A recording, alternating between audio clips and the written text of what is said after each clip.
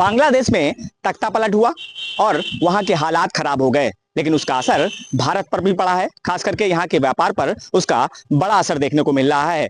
चमड़ा व्यापार की अगर बात की जाए तो चमड़ा व्यापार भारत से बांग्लादेश में काफी मात्रा में यहाँ से फैक्ट्रियां गई थी और फैक्ट्रियों के लगने के बाद से चमड़े का अधिक कारोबार भारत के लोग बांग्लादेश से करने लगे थे। ऐसे में कानपुर के जाजमऊ से भी कई फैक्ट्रियां बांग्लादेश में ज्वाइंट वेंचर के रूप में काम कर रही थी। बांग्लादेश से भारत में चमड़ा यानी कि लेदर आता है, लेकिन चमड़ा बनाने में जो केमिकल इस्तेमाल होता है उस केमिकल को भारत बांग्लादेश को बेचता है।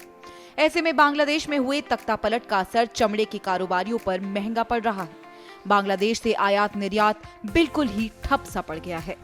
देखिए, हमारे जो इंडिया में लेदर इंडस्ट्री है उसमें काफी बड़ा योगदान बांग्लादेश का है, क्योंकि हमारे यहाँ एक तो काऊ लेदर नहीं है, तो हम लोग काऊ लेदर भी काफी इंपोर्ट करते हैं बांग्लादेश से। और बांग्लादेश के पास मटेरियल नहीं है बाकी जूता बनाने के लिए, केमिकल नहीं है, तो वो सारी चीज हमारी इंडिया से यहाँ से जाती है और वहाँ से हम इंपोर्ट भी करते हैं। तो जो क्राइसिस अभी आई इसका काफी इम्पेक्ट आएगा दोनों कंट्री पे। बात यह है कि कानपुर, उन्नाव और कई ऐसी जगहों पर जो चमड़े का कारोबार होता था वो धीरे धीरे बांग्लादेश पर निर्भर होता चला गया, क्योंकि चमड़े के कारोबार से जुड़ा हुआ कच्चा माल बांग्लादेश में तैयार होने लगा था। लेकिन अब बांग्लादेश की हालात खराब हैं। ऐसे में इतने दिनों में करोड़ों का नुकसान चमड़ा कारोबारियों को उठाना पड़ रहा है।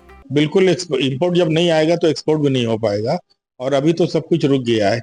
वहाँ पे तो एयरपोर्ट वगैरह कस्टम सब बंद हो गया ढाका में, बहुत दबाव है और असमंजस की स्थिति वहाँ पे हुई है। जो हम लोगों की बांग्लादेश के ऊपर, हम लोगों ने कभी ये सोचा भी नहीं था कि ये स्थिति बांग्लादेश के साथ आएगी, और हमारी व्यापार की निर्भरता बांग्लादेश के ऊपर थोड़ी बढ़ती भी जा रही थी, क्योंकि हम वहाँ से कोई भी चीज ड्यूटी फ्री इंपोर्ट कर सकते थे और ड्यूटी फ्री यहाँ से एक्सपोर्ट कर सकते थे।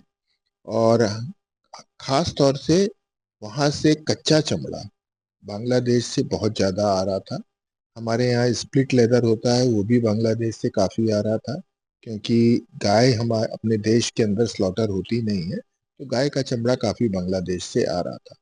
तो वो एकदम उसकी आवाक रुक गई है, और उसकी वजह से हमें पता नहीं कहाँ से अब वो खरीदना पड़ेगा, क्योंकि हम लोग बांग्लादेश के अलावा अर्जेंटीना वगैरह से खरीद रहे थे। तो वो एक सिचुएशन दूसरी खड़ी हो गई है। दूसरी चीज, हमारे बहुत से व्यापारी मैन्युफैक्चरर यहाँ पे हैं, वो सिंथेटिक लाइनिंग, इसके अलावा सोल, इनसोल, एडहेसिव और केमिकल, ये चमड़ा बनाने के लिए केमिकल का बहुत बड़ी मात्रा में यहाँ से बांग्लादेश को निर्यात होता था। क्योंकि वहाँ पे व्यापार ठप हो गया है तो वो भी निर्यात रुक गया है।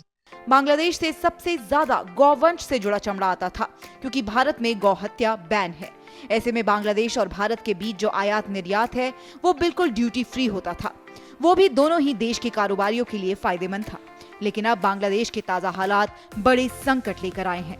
श्रम निर्यात परिषद के राष्ट्रीय अध्यक्ष ने बताया है कि इससे करोड़ों रुपए का नुकसान होगा। अगर अभी तक की बात की जाए तो तकरीबन 2500 करोड़ का नुकसान हो चुका है। चमड़ा कारोबारी परेशान हैं, तो दूसरी तरफ वो यह भी संभावनाएं तलाश रहे हैं कि आने वाले दिनों में चमड़े का व्यापार भारत से फिर से बेहतर रूप से शुरू हो सकेगा। लेकिन इंतजार करना होगा कि बांग्लादेश के हालात कब सुधरेंगे और उन्हें इससे निजात कब मिलेगी कि जो माल उनको ऑर्डर पे मिला है, यानी कि ऑर्डर आ गए हैं, उनका आदान प्रदान कैसे होगा। कानपुर से संदीप सविता, श्रेष्ठ यूपी। यूपी की हर खबर देखने और उनसे अपडेट रहने के लिए हमारे चैनल श्रेष्ठ यूपी को सब्सक्राइब और लाइक करें। साथ ही बेल आइकन को दबाना ना भूलें, जिससे हमारे हर वीडियो की जानकारी आप तक पहुंचती रहे।